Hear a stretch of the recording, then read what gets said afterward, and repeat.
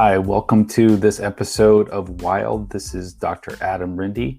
WIALD is a special feature of the One Thing podcast where I take you into my personal learning lab and share with you insights from various things that I've been learning throughout the week. WIALD stands for What I Am Learning Daily. This is a practice that I've started many years ago, but is starting to formulate into more of a regular practice. And I like to share what I'm learning with the audience from a standpoint of, selfish reasons, because it helps me learn, but also to get this information out to people who might find it useful. So I'm speaking with people who are practitioners right now, and I'm also speaking with people who are struggling with certain health conditions. If you have turned on this video, you likely are interested in hydrogen sulfide. I should say this is also being recorded over audio, so listening to this, you probably were clued into joining us because of hydrogen sulfide and its connection with irritable bowel syndrome, small intestinal bacterial overgrowth. And if you've been struggling with these issues, you may have come across some information on hydrogen sulfide. So before I get into what I've learned recently, I want to say that this was prompted by attending a presentation by Dr. Mark Pimentel early on November 9th of 2020. I attended a lecture that went through a new test that's been being developed for many, many years that allows us to detect hydrogen sulfide bacteria in the breath. And this is very important, and I'll get into why in a second. The other aspect of this conversation should also be just to understand briefly why we even use this test in the first place. So I'll go there first. Small intestinal bacterial overgrowth is a condition that where there's overgrowth of normal bacteria in the small intestine for a number of reasons. It leads to maldigestion, bloating, gas, diarrhea, cramping, stomach discomfort, and essentially it looks a lot like small intestinal bacterial overgrowth. Usually a person will either have diarrhea dominance, constipation dominance, or some type of mixture. Without going too far in depth to this condition, just to let you know, this is tested by a breath test conventionally. And up until this point, we've only been able to measure two gases coming from the small intestine. The breath test would have generated either hydrogen or methane. This was very useful and has been really helpful in us understanding how to treat these patients, is knowing these different types of gases, because different types of microorganisms will produce different types of gases. For example, coliform bacteria will produce more of a hydrogen gas, and archaea organisms will produce a methane gas. And generally speaking, methane patients are more constipated, and hydrogen dominant patients are either mixed constipated with diarrhea or have diarrhea.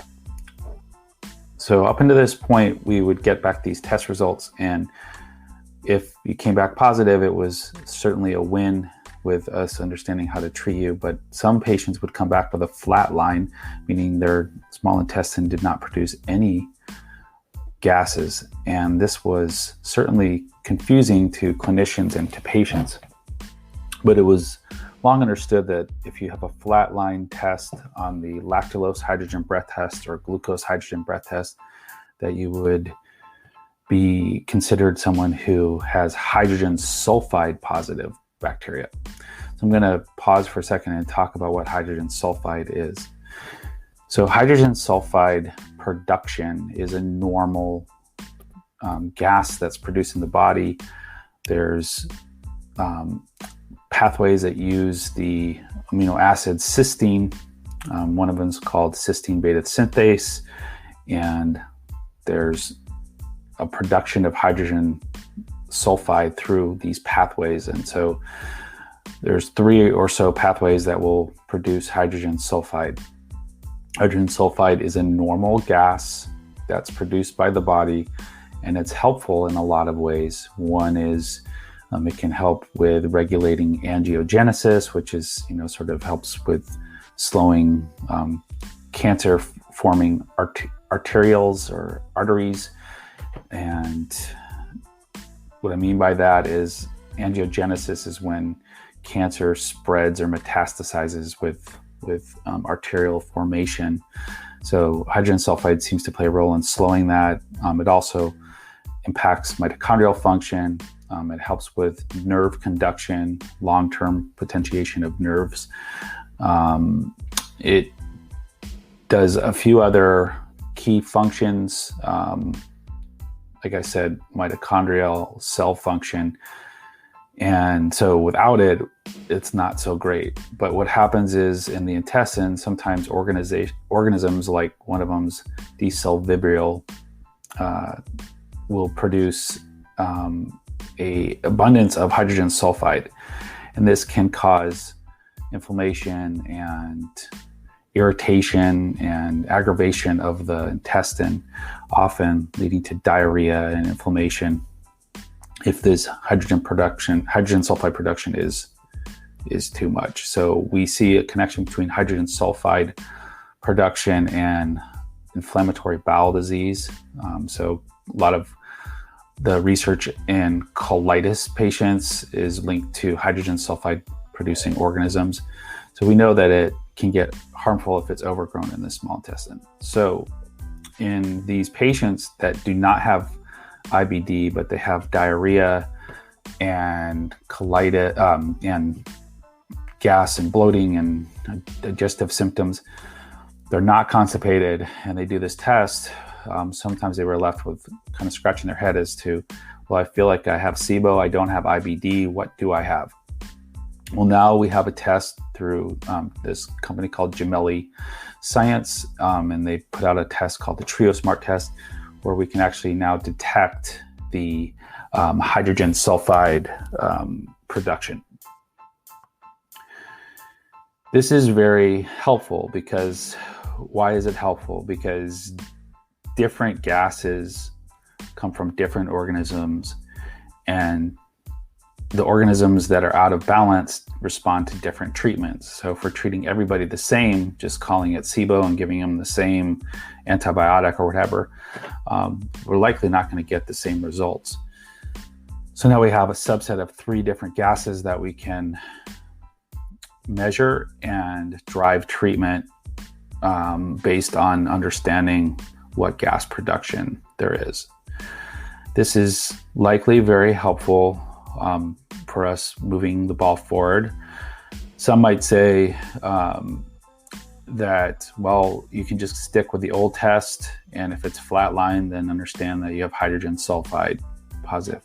That's true to some degree. I think, always if you have a test that's has more precision, that actually confirms the actual gas versus us guessing or making a conclusion or extracting a conclusion based on an abnormality on a lab result. It's not as accurate as actually having a gas measured that confirms this condition. So I think this is something that I'm actively rolling out in my practice. I've done 3 or so tests, waiting on the results now, and selection of treatment of hydrogen sulfide is a developing area, meaning that a lot of people are trying to understand what kind of treatments will help the hydrogen sulfide patient. We know it's likely not the low FODMAP diet, and it may or may not be the conventional treatments like Xifaxan. That doesn't seem to be necessarily concluded that one helps. In the naturopathic realm, there's several ideas and structures and treatments that are being proposed and being used with some degree of success. That would be like a topic for another time. So I hope this gives you a sense of why we're doing hydrogen sulfide testing now, and how much we're learning and progressing in this field of general kind of irritable bowel syndrome, SIBO, digestive discomfort, functional digestive disorders, whatever you want to call this bucket of problems, dysbiosis. We're getting to know much, much more, and it's very exciting. And I look forward to seeing patients get better with this information. Thanks a lot for tuning in to WIALD, and we'll see you next time.